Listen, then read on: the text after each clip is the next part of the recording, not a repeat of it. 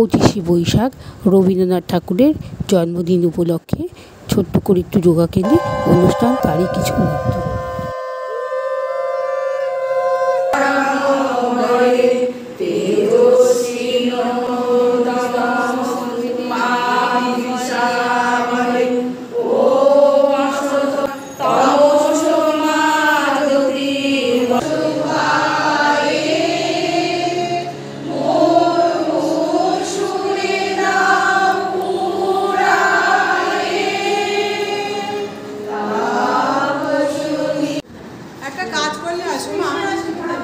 বলছি নিচ থেকে যদি দাঁড়াও, এখানে দাঁড়াও।